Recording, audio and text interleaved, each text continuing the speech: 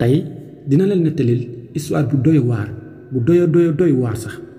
benn dëkk la woon dëkk bu sori nag ci lu yàgg am nag ab xale bu jigéen bu fa nekkoon ñu ngi ko daan wax Fatima mu nekk xale bu jigéen bu baax xale bu jigéen bu set bu yaru Fatima nag amoon na jëkkëram bëgg ko lool di ko defal loolu ak loolu lépp lu Fatima bëgg rek jëkkëram takk ka daan defal ci noonu nag ñoom ñaar ñu dund sëy bu neex sëy bu macha allah léegi nag bi sëy bi duré plus de 1 an Fatima nag daal di war na lor maanaam daal di ëmb bi mu ëmbee nag Fatima def na ci kër jëkkëram presque 5 mois léegi nag ci yeneen 3 mois yi des yi yeneen 4 mois yi des yi kay léegi nag jëkkëram da koo jël yóbbu kër yaayam mu ne ko léegi comme que léegi nag yaa ngi dugg ci say dernier moment maanaam say dernier mois maa bëgg léegi ma yóbbu la sa kër yaay comme ça ma di la jàppale jour bu la yàlla maye sa bopp ba nga am doom ak jàmm nga ñëwaat ci kër gi ñu continuer suñu sëy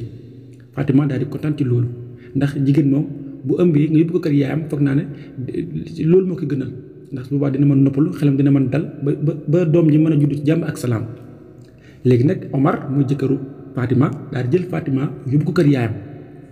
bi mu ko yóbbee kër yaayam nag Fatima nekk jàmm ak salaam yaayam du ko toppatoo du ko defal lépp lu mu bëgg Fatima aussi nekk ci dund bu neex a neex noonu nag muy dem di dem ba am ay 3 mois 4 mois yi jot ci 4e mois yi jotee nag Fatima joxewul benn signe bi wan ne que moom mi ngi waaj am doom maanaam joxewul benn signe que kii nii tolloon na ci jot na nag pour mu wasi nag ci noonu nag Omar daal di commencé jeexle ndax ñëpp xam nañ ne que ëmb mu boo ko defee ëmb bu normal 9 mois ba jotee war nga di présenter ay signes yoo xam ne mi ngi waaj a war ne que yow mi yaa ngi waaj am doom mais Fatima présenté benn signe léegi nag ëmb bi presque def na 9 mois yaa ngi commencé dem maanaam fu mu nekk nii léegi dañu dugg ci 10e mois bi ba léegi Fatima présenté benn signe bi war na que kii nii mi ngi waaj am doom jëkkër ji nag daal di tiit daal di jaaxle xamul lu muy def léegi nag mu daal di woo yaay Fatima mu ne ko sama jabar ji de bi ma ko indee fii ba léegi war na def 5 mois te léegi di affaire yi ba léegi mi ngi ëmb wasinul bàyyiwul man daal lii xaw ma nan la demee yaayam ne ko lii de mbiru yàlla la te ñoo xaar rek lu yàlla dogal rek ci xam ne noonu la léegi nag Omar tamit daal di gëm yàlla daal di bàyyi noonu mu sedd ñu toogaat ay diir yu demoon ay 20 jours Omar daal affaire bi commencé koo jaaxal benn bis nag ñu xëy benn jour Fatima daal di commencé yuuxu ne biiram day métti ndax biiram mi daal dafay métti gars yi ne alhamdulilah kon jot na ci noonu gars yi daal takk fas yi daal di koy yóbbu moom Fatima moo demoon ak jëkkëram ak papaay jëkkëram ak yaayam ñoom ñoo demoon léegi nag Fatima ngi yuuxu yu métti parce que nee na biiram mi day métti gars yi nag ñoom mbégte lañ ko jàppee parce que dañoo yaakaar ne xale bi mooy waaj a judd ci noonu nag yóbbu Fatima ci hôpital traditionnel bi nag bi mu demee nag gars yi daal di koy accueillir dugal ko ci chambre bi Fatima nag ba léegi mi ngi yuuxu yu métti ci biir néeg bi parce que nee na biiram mi day métti bu tar waaye gars yi ba léegi ñu ngi toog xaar mais nag gisuñu benn signe ñu liir gisuñu dara ba léegi daal Fatima mi ngi yuuxu presque ay 2 jours Fatima mi ngi yuuxu rek yuuxu ne yaay sama biir bi day métti mais benn résultat génnul jëkkër ji moom façon jaaxle bu nekk def na ko jooy na ñaan na def na lu nekk mais dara affaire bi dara ba léegi rek Fatima bi nga nekk ci néeg bi di yuuxu yu métti doom génnul te biir bi arrêté wul ñàkkaa métti bi léegi nag Omar nag daal di jaaxle daal di tiit trop dugg ci biir néeg bi fekk jabaram bi mu ne ko Fatima lan la mu ne ko sama biir damay métti waaye ba xaw ma lan la ba Fatima di yuuxu yu métti njëkkëram ndeysaan mënu koo supporter douleur buy Fatima di ressentir te mënu ci dara mu daal di génn léegi nag bàyyi Omar daal di takk ay dàllam daal di dugg ci àll bi dox ba dem ci dëkk bi sori léegi nag dëkk boobu nag fekkente ne amoon na benn paa bu fa dëkk paa bu am xam-xam nag paa bu xam-xam la am nag léegi nag papa Omar daal di agsi bi mu agsee sëñ bi ne ko yow la ma nekkoon sa tànk yow de fi nga jóge sori na